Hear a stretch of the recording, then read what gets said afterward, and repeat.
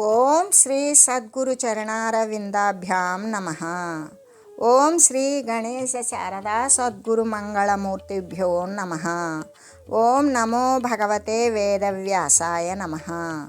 ఓం నమః ప్రణవార్థాయ శుద్ధ జ్ఞానైకమూర్తయే నిర్మలాయ ప్రశాంతాయ దక్షిణామూర్తయే నమః. ఓం ఈశ్వరో గురురాత్మేతి మూర్తిభేద విభాగినే వ్యోమవద్వ్యాప్తదేహాయ దక్షిణామూర్తయే నమః. శ్రీ గురుగీత తృతీయోధ్యాయము.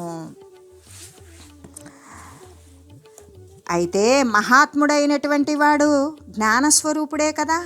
ఆ జ్ఞానస్వరూపి అయినటువంటి మహాత్ముడు జీవబ్రహ్మైక్య యోగముతోటి కూడుకొనిన వాడై సర్వత్రా కూడా ఎప్పుడూ కూడా పరబ్రహ్మస్వరూపుడే అయి ప్రకాశిస్తూ ఉంటూ ఉన్నాడు. ఇదంతా కూడా శ్రీ గురుదేవుని యొక్క కటాక్ష వీక్షణము చేత మాత్రమే కలుగుతూ ఉన్నది. కాబట్టి అన్ని విధాలుగా కూడా అంటే అన్ని రకాలుగా నిరంతరము శ్రీ గురుదేవుని యందు పరమభక్తితోనే ఉండాలి. ఉన్నప్పుడు మాత్రమే అటువంటి స్థితి అంటే పరబ్రహ్మస్వరూపత్వాన్ని పొందేటువంటి స్థితి, ఆ జ్ఞానస్వరూప స్థితి, జీవ బ్రహ్మైక్య యోగము అనేటువంటిది సిద్ధిస్తుంది. అలా గురువు పట్ల ఉన్నటువంటి పరమభక్తి కారణం చేతనే అని చెబుతూ ఇంకా కూడా ఏమని, శిష్యుడైనటువంటి వాడు గురుదేవునికి సంతోషాన్ని కలుగునట్లుగానే చేయాలి. అలా చేసినటువంటి వాడు అంటే ఏ వస్తు వాహనాలతో బాహ్యమైనటువంటి వస్తు విషయాలతోటి శ్రీ సద్గురుదేవుడు సంతోషపడతాడా? అది ఎప్పటికీ కాదు. అంటే శ్రీ సద్గురుదేవుడు ఏ విధంగా సంతోషపడతాడు? పిల్లలు తల్లిదండ్రులు గనక పిల్లలు మట్టి బొమ్మలతో ఆడితే సంతోషపడరు. పిల్లలు చక్కగా విద్యాలయానికి వెళ్ళి ఉపాధ్యాయులను మెప్పించి వాళ్ళ యొక్క చదువు గురించి మంచిగా చర్చిస్తూ మంచి ఉండేటువంటి పిల్లలను చూసి తల్లిదండ్రులు సంతోషపడతారు. ఇంకా కూడా ఇతరత్రా కార్యక్రమాలలో పాల్గొంటూ వాటిల్లో కూడా బహుమతులు అందుకునేటువంటి స్థాయికి ప్రథమ ద్వితీయ శ్రేణిలో ఉన్నటువంటి విద్యార్థుల యొక్క తల్లిదండ్రులు సంతోషపడతారు. అంతేకాని సర్వసాధారణంగా ఏదో పాస్ అవుతూ ఒకే ఉత్తీర్ణత ఒక వర్గం నుండి ఇంకొక తరగతికి ప్రమోట్ అవుతూ ఉన్నటువంటి వారు సర్వసాధారణంగా పైకి ఎదుగుతుంటారు, కానీ వాళ్ళల్లో గుర్తించదగినటువంటి విశేషాంశం అనేటువంటిది ఉండదు.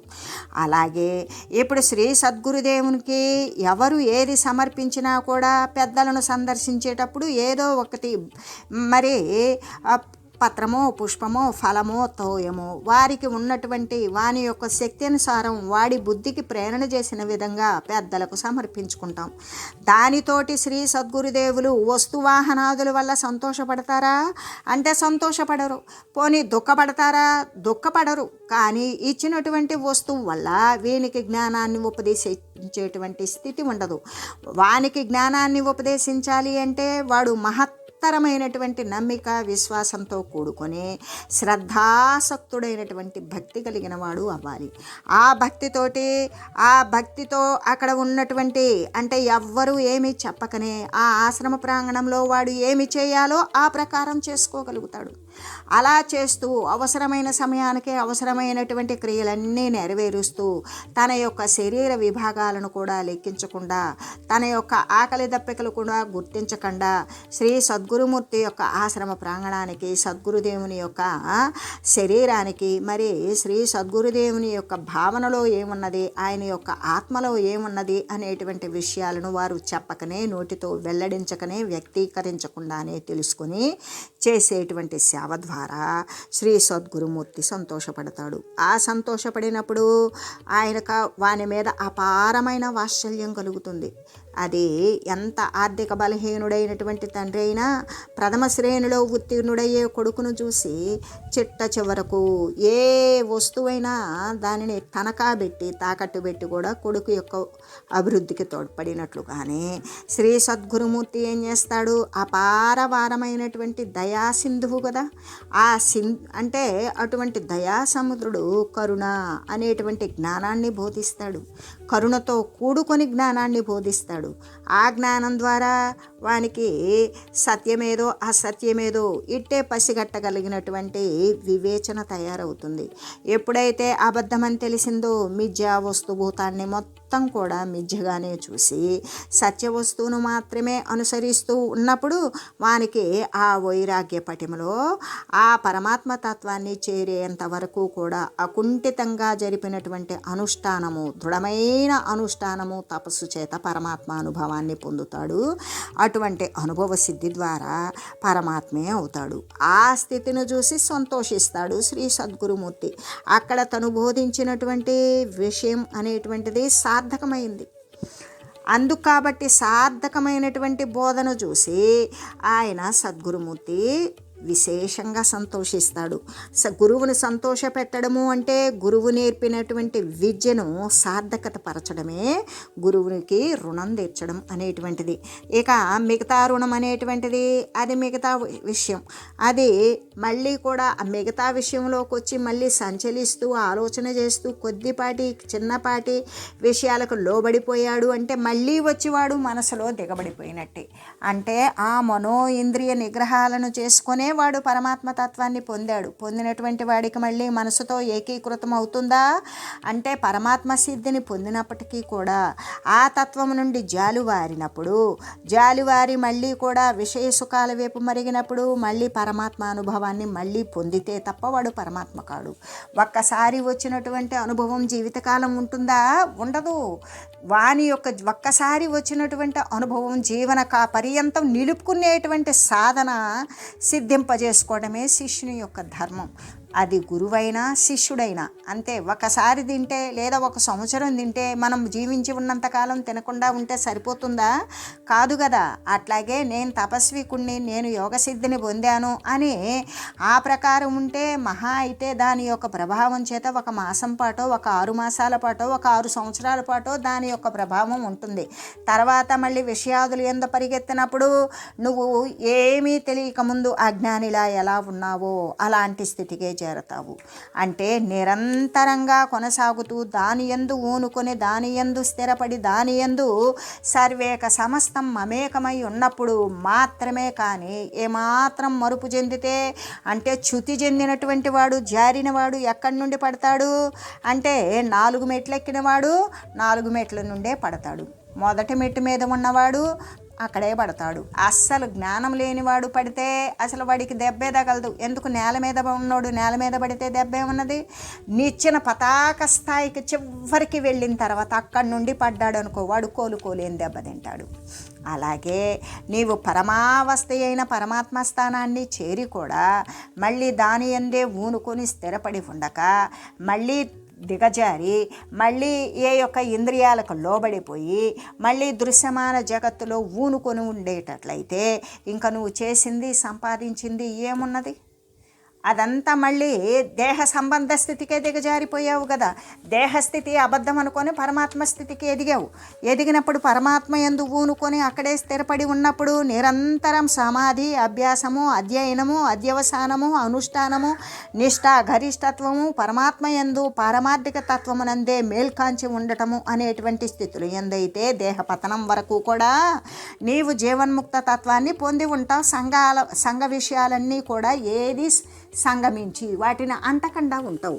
కానీ మళ్ళీ నువ్వు విద్యను అనుసరించి విద్యమానమైనటువంటి ప్రతిష్టను పొంది కూడా మళ్ళీ దిగజారి అవిద్యమానమైనటువంటి ఇంద్రియాలలో పడిపోతే అప్పుడు నిన్నెవరు కాపాడగలరు?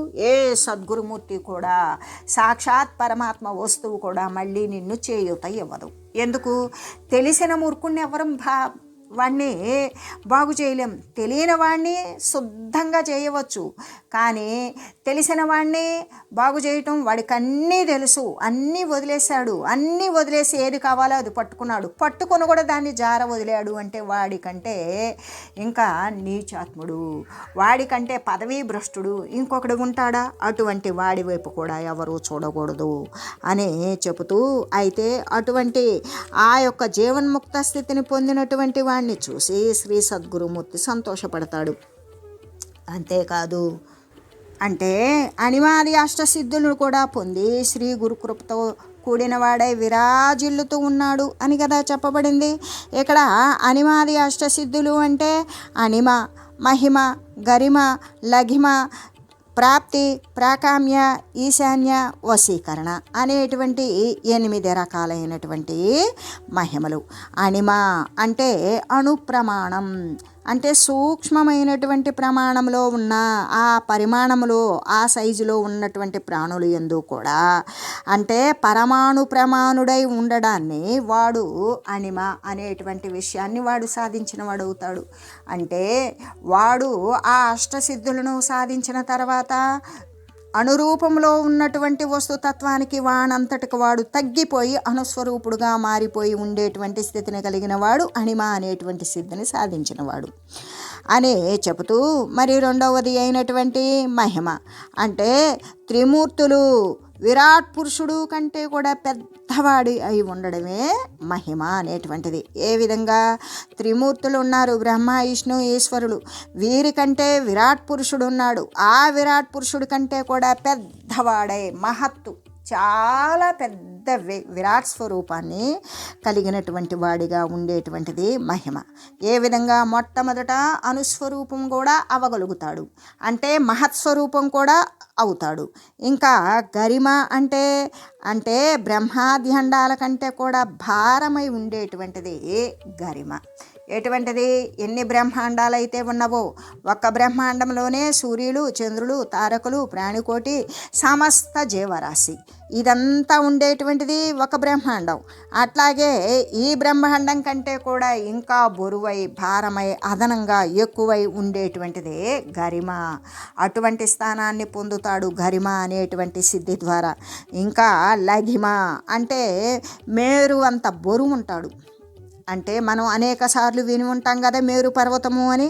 అలాగే మేరు అంత బరువు ఉండి, అంత మాత్రమే కాదు, దూది పింజలాగా అంత బరువుతో ఉండి కూడా దూది పింజలాగా తేలిక అయి కూడా ఉంటాడు. అంటే బరువుకు బరువు ఉంటాడు, తేలికకి తేలికే ఉంటాడు. ఆ విధంగా ఉండేటువంటి సిద్ధిని పొందడం లఘిమ.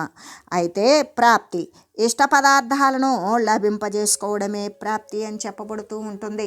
ఏ విధంగా తనకు కోరినటువంటివి, తను ఇచ్చపడినటువంటివి, తనకి ఇష్టమైన వస్తువులను మరి కోరితే వచ్చేసేటువంటి స్థితి, అంటే తన కోరిన వెంటనే తన ముందు ప్రత్యక్షమయ్యేటువంటి స్థితిని కలగజేసుకునేటువంటిదే ప్రాప్తి అవుతుంది. మరి ఆరవ సిద్ధి అయినటువంటి ప్రాకామ్య అంటే గగనము, ఆకాశములో గమించేటువంటి సిద్ధి, దాన్నే ప్రాకామ్యము అనబడుతుంది. మనకి ఆకాశ చెరులు, ఖేచరులు అని చెప్తాం, ఆకాశ గమన విద్య అని చెప్తాం.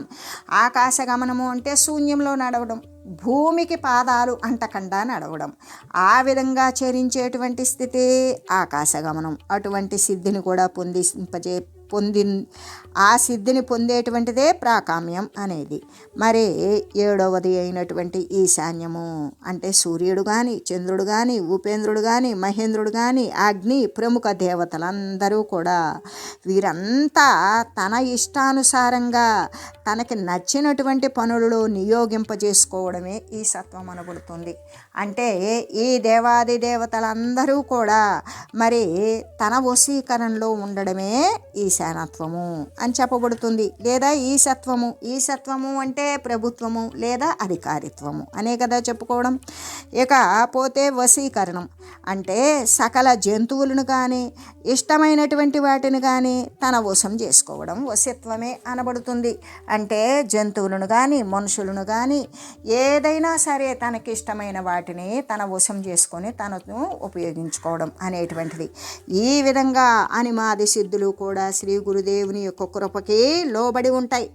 ఆ కృపకు లోబడి అనిమాది సిద్ధులు కూడా సచ్చిష్యుడు పొంది మరి శ్రీ గురుదేవుని యొక్క కృప చేత కూడిన వాడే ఆ విధంగా విరాజమానుడై తేజరిల్లుతూ ఉంటాడు. అయితే ఇప్పుడు మనం ముందేమని చెప్పుకున్నాం, పరబ్రహ్మ స్వరూపుడై ప్రకాశిస్తాడు అని, మరి జ్ఞానస్వరూపుడైనటువంటి మహాత్ముడు అని, జీవ బ్రహ్మైక్య యోగముతో కూడుకున్నవాడు అని, ఈ విధంగా అంటే జీవన్ముక్త స్థితిని పొందినవాడు అని, భవబంధ విముక్తుడు అని ఇన్ని చెప్పుకున్నాం. ఇవన్నీ కూడా శ్రీ సద్గురుమూర్తి యొక్క జ్ఞానోపదేశము చేత మాత్రమే పొందుతూ ఉన్నాడు అని చెప్పుకున్నాం. అవన్నీ పొంది పరమాత్మ స్వరూపమే తానయ్యి తన యొక్క జీవత్వాన్ని నశింపజేసుకొని ఆ పరబ్రహ్మము యందు ఐక్యము చెందినటువంటి వాడు మళ్ళీ కూడా ఈ యొక్క ఏది అణిమ మహిమ గరిమ లగిమ అనేటువంటి ఈ యొక్క అణిమాది అష్టసిద్ధులు యందు మళ్ళీ కూడా వాడు లోబడతాడా అంటే లోబడడు. అవి లోబడ్డాడు అంటే మళ్ళీ వాడు దేహస్థితి అనేది వానికి సంభవించింది. తన యొక్క దేహాన్ని మరి అధికారిత్వంగా కేంద్ర బిందువుగా చేసుకొని మిగతా వాటిని అన్నింటినీ ఉపయోగించుకోవటం, మహిమలు చూపడం, మరి సూక్ష్మంలో సూక్ష్మమై ఉండడం, మహత్తులు గొప్పదానిలో గొప్పదానిగా ఉండడం, మేరు పర్వతం అంత బరువుగా ఉండడం, దూది పింజంత తేలికగా అయిపోవడం, పెద్ద స్వరూపాన్ని ధరించడం, త్రిమూర్తులను మిరించినటువంటి విరాట్ పురుషుణ్ణి మించినటువంటి రూపాన్ని కలిగి ఉండడం, సర్వ దిక్పాలకులను కూడా తన వశంలోకి తెచ్చుకోవటం, ఇష్టమైన మనుషుల్ని ఇష్టమైన జంతువుల్ని కూడా తన వశత్వం చేసుకుని తన ఇష్టమైనట్టుగా ప్రవర్తిల్లేటట్టు చేయడం. ఇవన్నీ దేని సంబంధం? నేను అనేటువంటి ఏ దేహం అయితే ఉంటుందో దాని సంబంధం. 10 మందికి కూడా తనకిన్ని మహిమలు ఉన్నవి అని చూపించుకునే నిమిత్తం చేసేటువంటి సంబంధం. ఈ సంబంధాలన్నీ వదిలిపెట్టిపోయినటువంటిదే పరబ్రహ్మానందైక రసత్వ భావనను వాడు అనుభవిస్తాడు. వీటిల్లో బడి లీనమవుతున్నాడు అంటే ఈ అనిమాది అష్టసిద్ధుల్లో బడి లీనమవుతున్నాడు అంటే ఇది కూడా గురుకృప చేతనే ప్రాప్తమవుతుంది. ప్రాప్తమైనప్పటికీ కూడా వాడు దాని యందు ఉన్నాడు అంటే వానికి జీవన్ముక్త స్థితి అనేటువంటిది వచ్చినది కాదు. ఒకవేళ జీవన్ముక్త స్థితి వచ్చినటువంటి వాడికి ఇటువంటి అనిమాది అష్టసిద్ధులు మొత్తం వచ్చే ఉంటాయి. కానీ వాడు దేనిని ఉపయోగించడు. ఎందుకు ఉపయోగించవలసి వచ్చిందేంటి? మనసు. దేనికోసం ఉపయోగించాలి? మానసికను తృప్తి పరచడం కోసం ఉపయోగించాలి. ఆ మనస్సు అనేటువంటి అంతరేంద్రియాలని ఎటువైపు మలిపాడు? పరబ్రహ్మ రసాస్వాదన వైపు మలిపాడు. పరబ్రహ్మమునందు ఐక్యపరిచాడు. మళ్ళీ కూడా ఈ దృశ్య సంబంధమైనటువంటి ఈ యొక్క మహిమలు సిద్ధులు అనేటువంటి వాడికి అవసరమా? లేదు కదా. అందుకని జీవన్ముక్తుడైనటువంటి స్థితి కలిగిన వాడికి అనిమాది అష్టసిద్ధులు ఉన్నప్పటికీ కూడా వాటిని కూడా ఖాతరు చేయడు. వాటిని ఖాతరు చేశాడు అంటే శారీరక సంబంధానికి మళ్ళీ పరిచ్ఛిన్నమైన రూపత్వానికి లోబడిపోయినట్లే. వాడలా ఖాతరు చేయకుండా ఉన్నాడు అంటే శ్రీ గురు కృపకి అప్పుడు సంతోషపడతాడు శ్రీ సద్గురుమూర్తి. ఎటువంటి భక్తి జ్ఞాన వైరాగ్యాలతో కూడుకొని మరి ప్రవర్తించేటువంటి వాడు మరి గురుదేవుని యొక్క అనుగ్రహ అతిశయము చేతనే భవబంధము అనేటువంటిది విముక్తత చెందినటువంటి వాడు, జీవన్ముక్త స్థితిని పొందినటువంటి వాడు. అంత మాత్రమే కాదు, అనిమాది అష్టసిద్ధులను పొంది కూడా మరి వాటిని ఉపయోగించకుండా పరబ్రహ్మమునందే రమించేటువంటి వాడు మాత్రమే ఇవన్నీ శ్రీ గురు కృపతోటి వాడు పొందినప్పటికీ కూడా శ్రీ గురు యొక్క సంతోషానికి కారణం ఎప్పుడవుతాడంటే మళ్ళీ దృశ్యమాన స్థితికి వాడు దిగజారకుండా ఉన్నప్పుడు మాత్రమే శ్రీ సద్గురుదేవుడు సంతోషపడతాడు అని తెలియజేస్తూ, అంటే గురుదేవుని యొక్క అనుగ్రహ ఫలం ఈ విధంగా ఉంటుంది అని తెలియజేస్తూ, సామ్యేన రమతే జ్ఞాని దివావా యదివానిసి ఏవం విదో మహామౌని త్రైలోక్య సమతాం వ్రజేత్. అంటే ఆత్మవస్తువు అన్ని ఎడలా కూడా సమంగా పరిపూర్ణంగా వ్యాపించి ఉన్నది కదా. ఎందుకు అంటే సర్వేక సమస్తం, సర్వము సర్వవ్యాపకంగా సర్వసాధారణంగా సర్వసామాన్యంగా అన్నింటి యందు ఏకరసమాత్రమైనటువంటిది ఆత్మవస్తువు అని చెప్పుకున్నాం కదా. ఆమెని మనం చెప్పుకున్నా చెప్పుకోపోయినా ఉండేటువంటిది అదే. అయితే అటువంటిది ఆ ఆత్మవస్తువు మరి ఇక్కడ ఎక్కువ ఉన్నది అక్కడ తక్కువ ఉన్నది అని ఎవడు గుర్తిస్తాడు అంటే ఎక్కడ ఎక్కువ తక్కువ ఉండదు. ఏ విధంగా సర్వసామాన్య వస్తుతతి యందు కూడా మరి దేనికి ఎంత అవసరమో అంత మాత్రమే ఉంటూ సర్వము సమస్థితిలో ఉన్నటువంటిది పరిపూర్ణంగా నిండి వ్యాపక స్థితిలో మొత్తం నిండి ఉన్నటువంటిది ఆత్మవస్తువు. అయితే అటువంటి ఆత్మ వస్తువుని ఎరిగినటువంటి బ్రహ్మజ్ఞాని అయిన వాడు, అంటే బ్రహ్మతత్వాన్ని గురించి తెలిసిన వాడు బ్రహ్మజ్ఞాని. ఆ ఆత్మ వస్తువుని గురించి తెలిసే ఉంటాడు కదా. ఆ తెలిసినటువంటి బ్రహ్మజ్ఞాని రాత్రింబవళ్ళు కూడా సమముగా పరబ్రహ్మతత్వంతో క్రీడిస్తూనే ఉంటాడు. ఎందుకు? పరబ్రహ్మతత్వం యొక్క రహస్యం వాడికి తెలుసు. ఆ తెలిసినప్పుడు దానితోనే వాడు ఆనందిస్తూ ఉంటాడు. ఏ విధంగా? వానికి నిద్ర ఉండదు, జాగ్రత్త ఉండదు, స్వప్నము ఉండదు. అంటే ఎల్లవేళలా కూడా పరబ్రహ్మమునందే ఆనందపడుతూ, రమిస్తూ, క్రీడిస్తూ అక్కడే ఆనంద సాగరంలో మునిగిపోతూ ఉంటాడు ఆత్మ వస్తువును తెలిసినటువంటి బ్రహ్మజ్ఞాని. ఏ సమయంలో అంటే ఇక్కడ సమయం లేదు, కాల నియమం లేదు, అందుకనే రాత్రింబవళ్ళు అని చెప్పబడింది అని చెబుతూ అటువంటి విజ్ఞాని బ్రహ్మమును మననము చేసి అఖండమైనటువంటి స్థితినే పొందినవాడవుతున్నాడు. ఎటువంటి వాడు? ఆ బ్రహ్మానంద తత్వంతో క్రీడిస్తూ ఉన్నాడు చూడు, అటువంటి జ్ఞాని వాడు విజ్ఞాని. అటువంటి విజ్ఞాని బ్రహ్మమును ఎల్లవేళలా కూడా స్మరిస్తూనే ఉంటాడు, మననం చేస్తూనే ఉంటాడు, అనుసంధానం చేస్తూనే ఉంటాడు. అలా అనుసంధాన స్థితి ద్వారానే వాడు అఖండమైనటువంటి స్థితిని పొందుతూ ఉన్నాడు. ఇంకా ఈ మూడు లోకాల యందు కూడా పరిపూర్ణ బ్రహ్మస్వరూపుడై ఉంటున్నాడు. ఏ మూడు లోకాలు యందు? మూడు గుణాలకు మూలమైనటువంటి మూడు లోకాలు ఉన్నవి కదా. సత్వగుణ ప్రాతిపదిక మీద ఏర్పడినటువంటి దేవతాగణం అంటే స్వర్గలోకం, అది రజోగుణ ప్రాతిపదికగా ఏర్పడినటువంటి మానవ గుణం అంటే ఈ భూలోకం, అదే తమో గుణ ప్రాతిపదికగా ఏర్పడినటువంటి మరి రసాతలం లేదా పాతాళలోకం. అంటే దేవతలలో అచ్చంగా సత్వమే ఉంటుందా అంటే కోరికలు కూడా ఉంటాయి, రజస్సు కూడా ఉంటుంది. కొద్దిపాటి తమస్సుకు లోబడినప్పుడు వాళ్ళు కూడా శాపగ్రస్తులై మళ్ళీ శరీరాలను పొంది అనేక అవస్థలను పడి ఉన్నారు. అలాగే మరి మనుషులు అలాగా సత్వగుణము ఉంటుంది, ఇలా తమోగుణము ఉంటుంది, రజోగుణము అధికంగా ఉండడం చేత వాడు మధ్యలోకంలో మర్త్యుడై పుట్టాడు. ఆ రజస్సులు తమస్సులు రెండూ కూడా దూరీకరించి సత్వాన్ని ఆసరా చేసుకొని నిర్గుణతత్వాన్ని పొందగలిగి పరమాత్మ తత్వాన్ని పొందగలిగినటువంటి శరీరం ఏంటి అంటే మానవ శరీరమే. అదే కేవలం తమోగుణ ప్రాతిపదికగా వాడు రసాతలంలో అంటే వాడు ఎక్కువగా అంధకారంలోనే ఉంటాడు. అయితే అంధకారాన్ని ఛేదించుకొని జ్ఞానాన్ని మరి అనుసరించినటువంటి ప్రహ్లాదుడు కానీ, విరోచనుడు కానీ, బలి కానీ ఇటువంటి మహనీయులు దైత్య కులాలలో కూడా ఉన్నారు. అయినప్పటికీ కూడా మనుజులకే అధికమైనటువంటి విశిష్టత తనను తాను తరించుకునేటువంటి అవకాశము ఉన్నది. కాబట్టి వచ్చినటువంటి ఈ దేహం ద్వారా దానిని మరి ఉపయోగించుకొని పారమార్థిక తత్వాన్ని పొందాలి అని శ్రీ గురుదేవులు తెలియజేస్తూ ఓం మంగళం శ్రీ గురుదేవాయ మహనీయ గుణాత్మనే సర్వలోక శరణ్యాయ సాధురూపాయ మంగళం. ఓం లోక సమస్త సుఖినో భవంతు. ఓం శ్రీ సద్గురు పరబ్రహ్మార్పణమస్తు. ఓం తత్సత్.